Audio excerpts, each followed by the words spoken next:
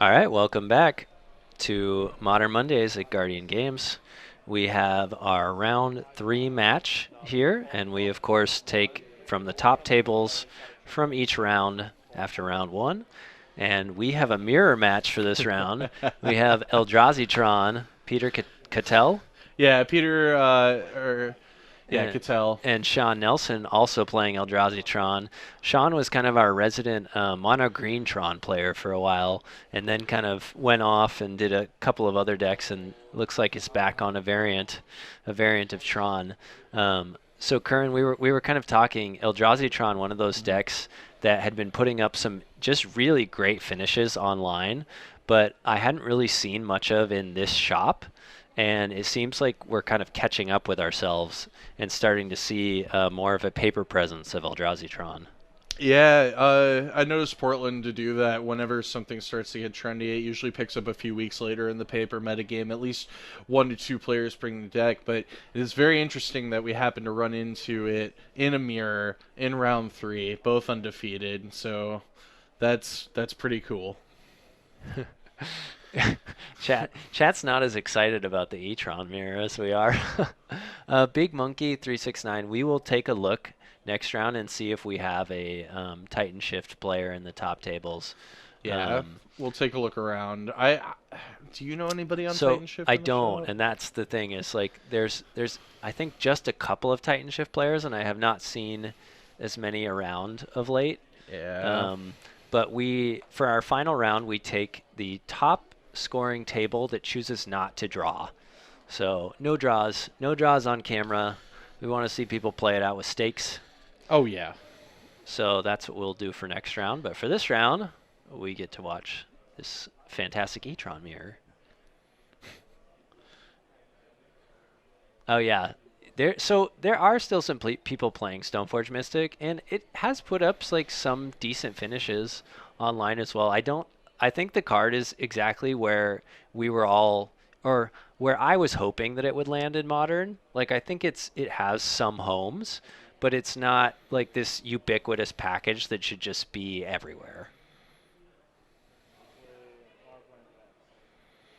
All right, Urza land number one down. Here we go. Okay, we see the old double power plants on both sides, and it'll Both really players are complete now it. very aware. Yeah, it'll really complete it if Sean just plays a second power plant. Mad props to Pete though for rocking the original printing of the Tron lands there. Those are beautiful, but Mad also props. mad props to Sean for rocking the tiltiest Tron lands. All right, it looks like Pete's gonna go with a walking ballista for one.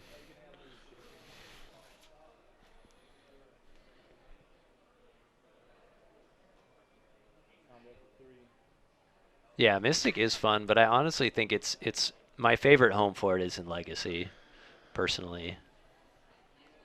I hope they are all different Archon Oh lands. no, I know Pete personally, and he's gonna just be on the OG printing Okay. just because he's a legacy head. I know him. He's definitely doing it. Now, if Sean Ed mismatching ones, I would be not super surprised, I guess. But Tron players, it's the full gamut of human beings, as with every deck. all right, what's the next play here? Are we light a land or? I'm I don't know. curious. You're definitely not playing Chalice on one. I can tell you that much. Okay, so we have the land. Ghost quarter. Oh, ghost quarter. Oh no! Goodbye. I I don't know. What do you mean I you have don't know? not Taking played apart this. Tron is so good. It doesn't like this deck doesn't care that like that's the whole deal, right? I That's why think you're like I think Pete might care based on his hand. Just like I don't see that he has any other lands, and like he might need to slow down his opponent. but he slows himself down an entire land drop, and Sean still has access to at least possibly 5 mana. It looks like 7 mana if we're casting in Eldrazi this turn. Uh, I I've not played this mirror before, so hard to Yeah. hard to say how much weight you should put. But like Eldrazi Tron is the most like half-assed Tron deck as far as like trying to complete Tron. They're kind of like, if it happens, right? Right, You know, like exactly. I'll play like a expedition map or two maybe, and if I get lucky, I get lucky. But whereas normal Tron, like that's their straight up game plan. This deck's like, I'll just play a bunch of stuff and like kill you with it. Yeah. We don't need Tron to go, but Yeah, Karn's still pretty good. oh jeez. So if I'm on Sean's side, if Sean has another land available, I might just minus to get Lattice here and just plan on locking Pete out of the game next turn. Um, So I don't know. I mean, plussing isn't the worst either because you can just roll him down on the turn that you need to cast Lattice, right? Good point. Yeah, Yep. like Okay. I'm with plussing's you. probably fine. Yeah, yeah, yeah. Okay. I But think I you might agree. roll it down. Yeah, I don't know. Yeah, if I think if the plan is to get Lattice, I think you're correct that we should just plus on nothing. Yep. And if the plan was to actually, if there's any worry that this Karn's going to get removed from the battlefield, which I think, Sean is playing this deck, so knows a good idea of what's in Pete's deck and what's available for Pete's next turn. So in response to, is this a response? I think it is. Oh, end of turn. He's going to dismember the Mind Stone. Yeah, so actually, Cute Bunny, I played the red-green Karn coding deck on camera here recently. I had a very embarrassing misstep Oh with the no. deck, but yeah, I took it to Modern Mondays here at Guardian Games and had quite a good day. It plays four main deck Ancient Grudges, and I managed to find a bunch of Urza's decks and also a Hardened Scales deck while I was here. So Oh so no. it felt really strong. It's kind of yeah. I mean, it's Ponza-ish. I honestly think it's like Ponza with a just better, like higher card quality. Um, but also you can get in situations where you don't have a liquid metal coating and you're sitting on an ancient grudge and your opponent's not playing artifacts. So it's kind of awkward but also hilarious.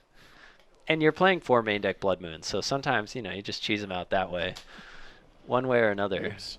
Dropping stuff. All right. Yeah, yeah. Hornet Queen is a heck of a magic card for sure.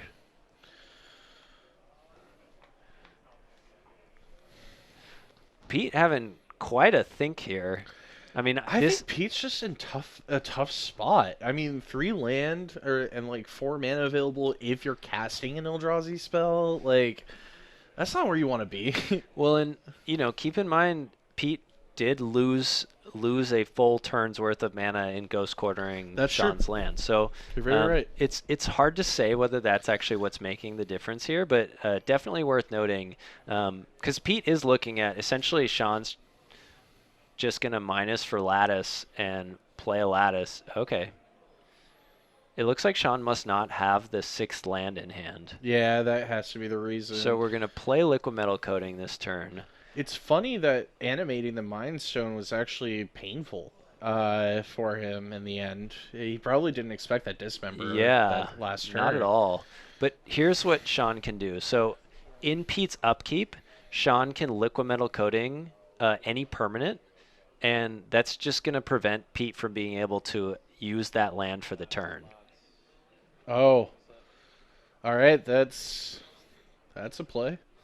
But Ooh, another so land. Pete making the best of it in ticking up this blast zone. However, Sean will be able to get the blast zone off the field if they want to by turning it into an artifact with liquid metal coating and then plussing on it with Karn. So here's the interesting thought. If he goes for a liquid mental coating again and upkeep, can't Pete just pop Expedition Map and find the third land? So And Expedition Map is locked down oh, it because is of the locked down Karn. still. Right, yeah. No. It's but in any case, Sean should be able to complete Tron here and should be able to minus Karn, get Lattice, Yep, and lock yeah. out the game. So Yep. that's what we see happen. A couple ways to make the omelet there for Sean. Yeah, Opts to make a liquid metal, a non-colored omelet. Good times. The Urchin's mirror. not here, so I'm doing my best, okay? Doing my best. I think the hardest part about playing these Karn decks is trying to remember what's supposed to go in your sideboard at the end of a game and making sure you have like the correct number of main deck and sideboard cards when you're getting ready for your games. I had to count my deck every single game when I was playing the Karn Ponza deck because I was like, I don't know if I forgot. Like, I have 3 liquid metal coatings main deck and 1 sideboard. Like, Oh, yeah, that's got to be tough. I mean, the only version of Tron I played is definitely just the traditional green red. Play a turn 3 Karn Liberated if you can every time and whatever. I played a lot of that deck when I was into Modern like years ago before I took a little bit of a break from it and coming back. But yeah, I was definitely the bad guy. Just like you know, ancient stirrings found the Tron land. Neat, like. Yeah, people didn't like sitting across from me, and that's fair. so it's a good question. Smiley faces. I I want to say no. I No. think that Etron is one of those decks that when Chalice, and I'm sure you've heard this a ton of times before, when Chalice is well positioned, the deck is well positioned, and it's doing very powerful things. It's playing a lot of powerful cards, and it's capable of having insane late game plays and really controlling the board. So I think it's hitting one of those windows where because Chalice is so great against the Urza decks, it's just in a good spot. Um, Yeah. I, and the format's like slowed down a bit such that it can utilize Chalice and its good late game to kind of make it through against a lot of decks. But I imagine if we see decks like Infect kind of speed up, if we kind of see maybe some of these faster decks um, start to have a presence again, I think that Etron will kind of go back to being a like tier 1.5 like middling deck that you can definitely play and take down an FNM anywhere, but maybe not as many high profile finishes as we've seen of late. and I think I mentioned this earlier, but I think I don't know exactly which version of Urza. I wouldn't say paradoxical, but probably the green blue version. The Simic Urza. I think it's like 55% against like the whole field. Generally speaking, just and you're only 55 if you have experience with the deck and like can operate in those tight windows like we saw in game 2, like bouncing Titan in response to before combat, or like whatever's going to save you the game and like buy you enough time to untap and then go off with like Thopter Sword, or I guess if you're paradoxical, you're going off with the Time Walk and thinning your deck and everything with the servos. So I just think the Urza strategy is like really strong in general, and I think it's one of the best decks in Modern. I don't know if it's the best though, So Yeah, absolutely. I also have not played a ton of Etron. Does anybody in chat play a lot of Etron? What are Etron's worst matchups? yeah, I don't actually know either. Yeah. I mean, can aggro get under it? Like just burn or something? Uh, Again, it's a good question. I'm not sure. Okay, yeah, human seems fantastic. Oh yeah, I mean with access to things like meddling mage and yeah, just general disruption. Okay. All Yeah, that right. makes a lot of sense that humans would be great against this deck. And I thought, we have seen humans come back. At least in our store, we've got like 2 to 3 human players usually per Modern Mondays, and oftentimes they are in the top tables. The deck is still powerful for sure, especially with kind of a lot of these big mana decks pushing Jund back kind of down a little bit. Jund's never really out, but sometimes it's a little bit down, and I think we're kind of in one of those moments. Definitely. Looks like this game Pete's gonna get to to be able to just Tron up on turn 3 because he's gonna crack Expedition Map in a turn, grab that tower, and off to the races. Sean's doing it too, just slower. Both decks. Last game, neither deck was pretending to be Tron. This game, both decks are pretending to be Tron. The real kicker here is when you see them make it to Tron and then the payoffs like Thought Not Seer Reality or Thought Not Seer Eldrazi Displacer or something like that. Or If like Oko starts appearing in Jund, that's just like a mad call out to 4-color control decks in Legacy. so it has in a high profile Jund finish. It's called Moist Jund. Yes. Moist Jund, Yeah, perfect. called Moist Jund. It plays 3 Okos and 1 underground or 1 Watery Grave. Can't play Underground Sea. I wish. Okay, -2 straight up off the Karn. Are we grabbing something to cast right now?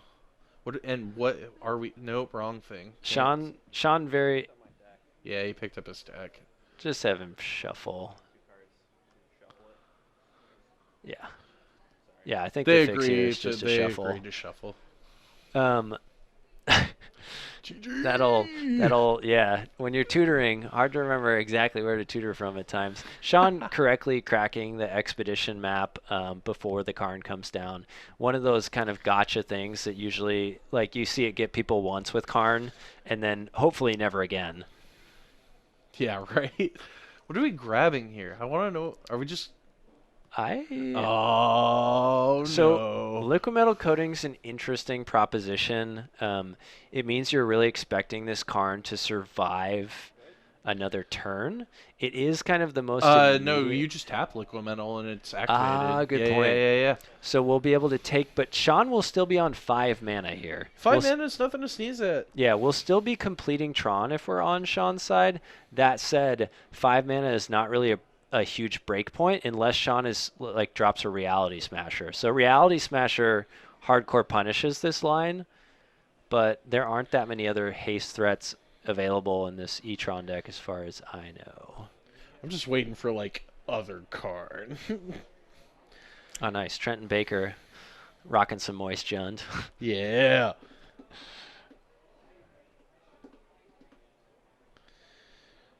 Five mana. So Yeah, if it was Reality Smasher, Yeah. it would have just come down Yeah. by now, right? Like, yes, it would have gotten slammed. As is the way you're supposed to play that card. I think that card should always be slammed onto the table. With, exactly. Like no thought. I just want to turn this sideways. yeah, if you're gonna think, you play a Thought Not Seer, but you're just smashing. Yeah. So you think the other card's Thought Knot? If it was his own Karn, he definitely would have slammed that. I feel too. Like just shut down your liquid mental coding. But yeah, you have to slam it already tapped. It's true. You have to skip the beginning of combat step. what kind of maniac taps to the left? It looks kind of nice from our standpoint. Yeah, 'cause, I'm pretty like happy both with lands look both lands look upright. Pete is considerate of his commentating staff, and he's letting us look at OG printings of like the Urza lands. So doesn't happen on camera much. So we do see the TKS come down. Oh, this is tough sledding if you're Sean. You're looking at another Thought Not Seer, an All-Is Dust, a Walking Ballista, and a Dismember. So all What do you think? really Pete was just a bunch of planning on bangers. playing next? Just, was Pete? Yeah, Pete's probably just planning on rolling down Karn though. Does this Thought Knots? Well, this Thought Knots here presents a clock like in the event that he goes for the Lattice Lock. Yeah, if you really want to just straight up concede here, you just take All-Is Dust and then concede on the spot. Oh, sweet. With the one floating, we played Relic. Very which nice. can't be activated. Yes. So, I mean, we're making it's kind of whole Buffalo sort of thing, making use of all of our 5 mana for the turn. But I have a feeling that the continual strip mining that's going to begin with liquid metal coating and Karn is probably going to knock Sean right out of this game. And and eventually the Lattice Lock, but first that pressure's got to get off the table. I'll be interested to see. It looks like he has a Thought Knot of his own. It would just the perfect thing to see would be Pete like randomly knocks off one of the Tron lands, and then Sean just rips that land off the top, slams Big Karn, and just takes over the game. What's the play? What's the grab? What's the grab? What are we grabbing? Yes, All-Is Dust does nothing. That was the joke with. So, uh, this is interesting. Pete grabbing Lattice already. You don't want to play Lattice here. Uh, Okay. Uh, because Sean just attacks down your Karn. So I'm. is there a? Oh, the dismember. No, the dismember's gone. Yeah, Dismember was Yeah, this should cast. be game 2. Thank you. Sorry. Thanks, Q Bunny. Yeah, Sean picked up game 1. Yeah, so now he's just unless Pete's sitting on Oh, an extra copy of ballista. Karn. Ballista on 1, and then Pete will be able to. Okay, so Pete will block with the ballista this turn, Yeah. and then we'll be able to slam their own Thought-Knot Seer next turn, and that takes care of the game. So now this line makes sense. Yep. Okay. Why does he have all his dust game too? Is there a reason? Do you think? Do you think he based that No. off his own side? No, I don't think Pete should have that this game. Well, it Um, also depends on how much of the board is a wish board, right?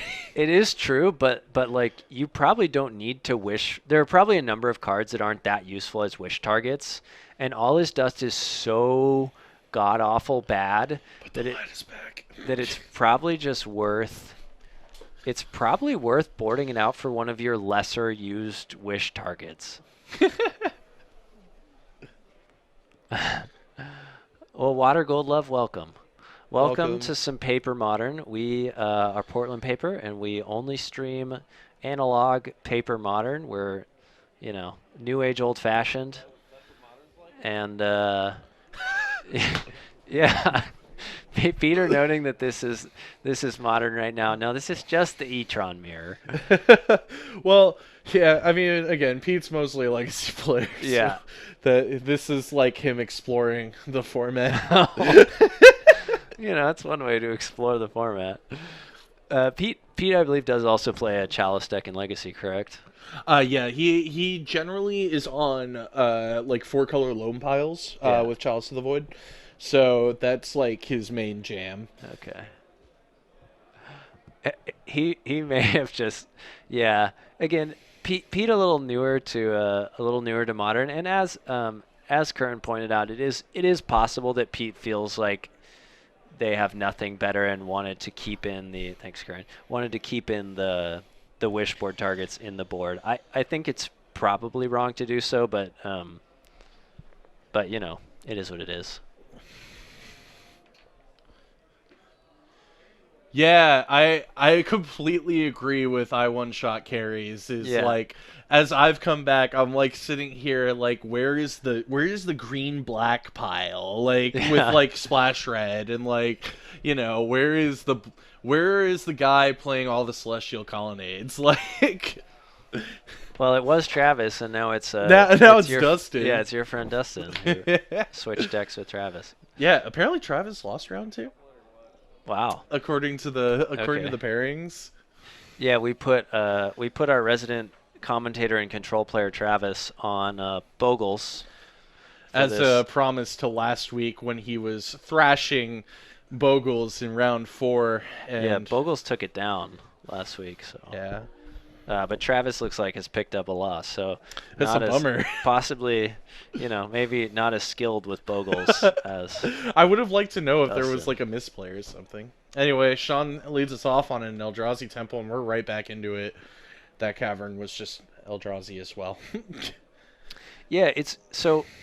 Big Monkey noting that all the green-black X decks were kind of hurt by this, like where Urza's gone, which is it seems so messed up because. Like, Collector Oof should be such a knockout punch in that matchup, but Urza itself is what has the ability, so Oof is like kind of like very medium in the matchup. Like, it's still good, but it's not nearly as good as it seems like it should be. So, I'm trying to process this. So, it looks like he dismembered in response to the Thought-Knot Seer trigger, so we're going to see a card get exiled, and shouldn't Pete draw a card? So, yeah, Pete was supposed to draw. Did Pete not draw? Pete was supposed to draw first. If Pete responded to the trigger, they're supposed to draw first and then have a card exiled. Interesting. How do we do this now? Do you want me to talk to them or you? You want to do it? I'll step out for a moment. Ian's going to go ahead and try to fix the situation at hand.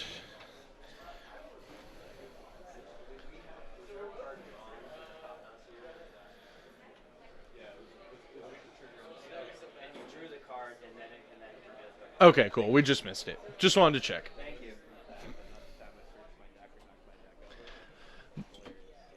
No, we saw that happen. That didn't matter.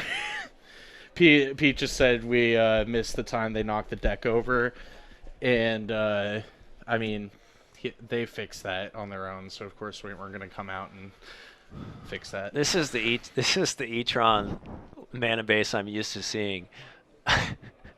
Cavern of Souls plus Blast Zone on one side, and 3 Eldrazi temples on the other side. Jeez.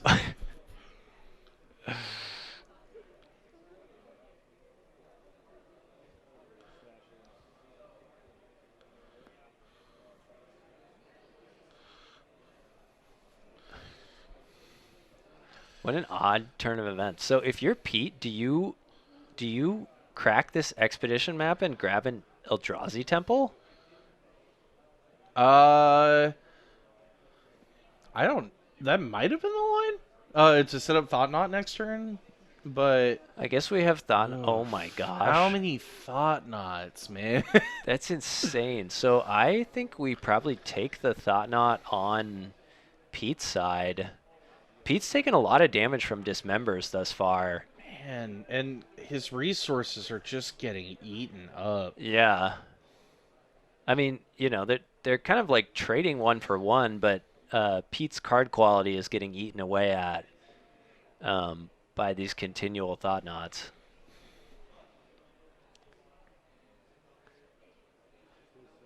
Sometimes when I look at Thought Knot, I just see the top part of it as like a mustache. Just like a really big I've never mustache. seen that before. I was just always like, yeah, those are its weird ass horns or whatever. Like fucking. And then it's a drooling mouth below Pete just drew all his dust. it. Oh no. Punished. I don't. It's tough. It's tough.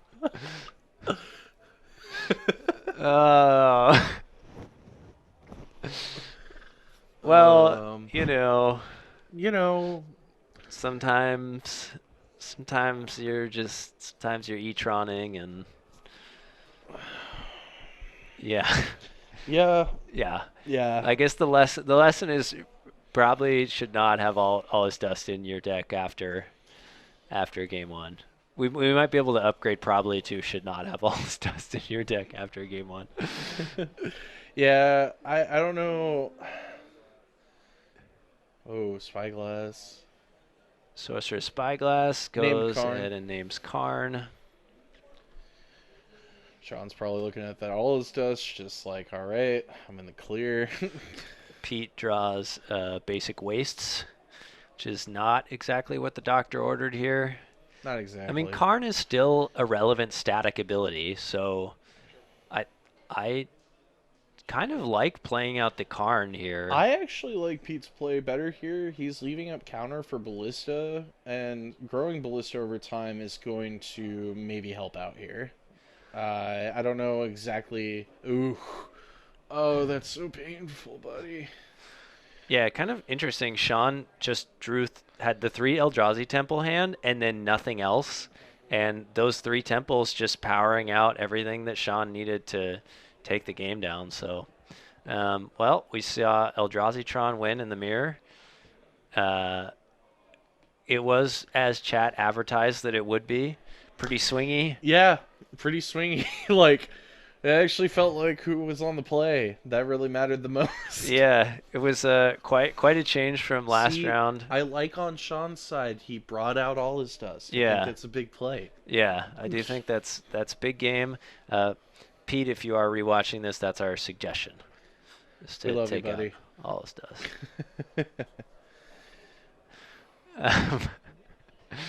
Well, we have about 12 minutes left. We'll take a look. Take a look around the room, Yeah. see if we can get somebody starting a game 3, and if we cannot, we'll be back for round 4. All right.